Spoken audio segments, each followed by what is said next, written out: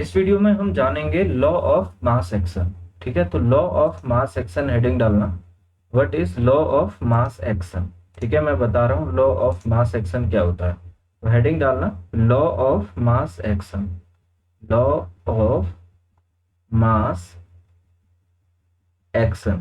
ठीक है, law of mass action. ठीक है, लॉ ऑफ मास एक्शन के बारे में हम पढ़ेंगे। तो इसको मैं डेफिनेशन बताता हूँ सबसे पहले।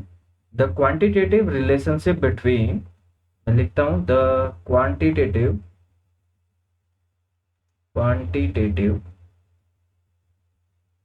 Relation between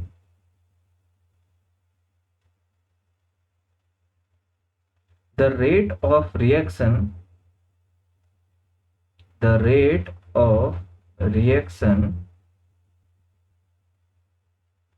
and the molar concentration and the, ठीक है, मोलर मोलर कंसेंट्रेशन का मतलब वही है, ठीक है, कंसेंट्रेशन ऑफ द सब्सटेंस या रिएक्टेंट। ठीक है, मोलर कंसेंट्रेशन जिसको हम ब्रैकेट के अंदर लिखते थे, molar concentration of the reacting substance, of the reacting substance is known as law of mass action, is known as law of mass action। ठीक है, लॉ ऑफ मास एक्शन। ठीक है, the quantitative relationship between the rate of a reaction. ठीक है, तो rate of reaction के लिए मैंने बोला, तो जैसे मैं एक बार इसको बताता हूं, अकॉर्डिंग टू दिस लॉ। ठीक है, नीचे से लिखना शुरू करना, अकॉर्डिंग टू दिस लॉ। ये वाली चीज याद रखना अब जो मैं बताने जा रहा हूं, according to this law, at a given temperature, at a given temperature the rate of chemical reaction. ठीक है, जो हमने पढ़ा था अभी, the rate of chemical reaction, rate of chemical reaction is directly proportional to, is directly proportional to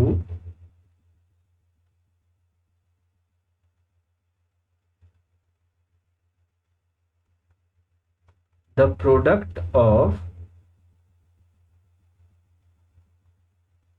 the product of molar concentration of the reactant,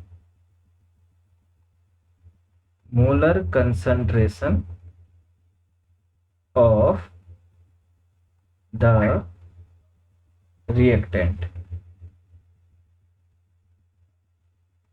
ठीक है, तो जैसे सपोज कोई रिएक्शन है, सपोज कोई रिएक्शन है A plus B equal to A B. ठीक है, ये अगर कोई रिएक्शन है, तो according to law of mass action, rate जो होता है वो डायरेक्टली प्रोपोर्शनल होता है concentration of the reacting substance. ठीक है, रिएक्टिंग स्पीसीज के मल्टीपल में। ठीक है, मल्टीपल में मतलब जैसे बी इंटू ए हो जाएगा, यहाँ पर concentration of A, concentration of A multiplied by concentration of B. तो रेट लॉ यही है, मतलब लॉ ऑफ मास एक्शन यही है कि रेट जो है वो डायरेक्टली प्रोपोर्शनल होता है to the product of molar concentration of the reactant. तो ये डेफिनेशन जो है एकदम याद रखना। ठीक है, क्लियर रखनी पड़ेगी वाली डेफिनेशन हमको। मैं एक बार फिर से बता देता हूं अगले पेज में।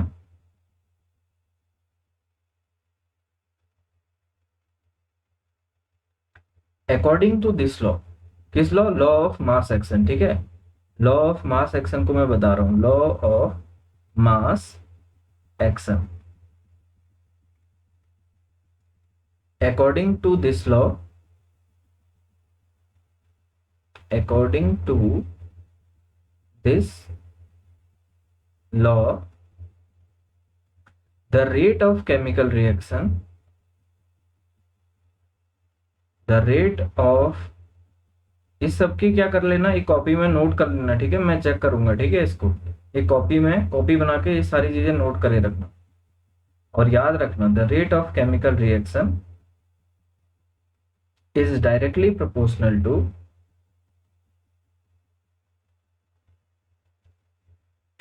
डायरेक्टली प्रोपोर्शनल, थोड़ा लिखने में मुझे टाइम लगेगा, कोई बात नहीं। The product of molar concentration of the reactant, molar concentration of the reactant, ठीक है। तो सपोज कोई रिएक्शन है A plus B equal to A B, अगर ये रिएक्शन है, ठीक है, तो जो हमारा रेट होगा, रेट क्या होगा, वो डायरेक्टली प्रोपोर्शनल होगा कंसंट्रेशन ऑफ ए के और multiplied by concentration of B के, ठीक है। अब जब प्रोपोर्शनलिटी का साइन हटता है, तो जैसे हमने 11th में पढ़ा है, जब प्रोपोर्शनलिटी का साइन हटता है तो ये कांस्टेंट आता है, तो इक्वल टू के ए और बी, ठीक है, ऐसा हो जाएगा ये। और यहाँ पर जो k है, k कहलाता है रेट कांस्टेंट, k क्या कहलाता है, रेट कांस्टेंट। तो rate constant k equal to हो गया रेट कांस्टेंट। तो रेट कांस्टेंट के बारे में हम पढ़ेंगे अगले वीडियो में। तो लॉ ऑफ मास एक्शन एकदम क्लियर रखना माइंड में, rate is directly proportional to the molar concentration of the reactant, ठीक है। और rate equal to A B ऐसे करके दिखाया, रेट इक्वल टू के ए बी आ गया, k यहाँ पर पे है रेट कांस्टेंट। तो इस वीडियो में इतना ही।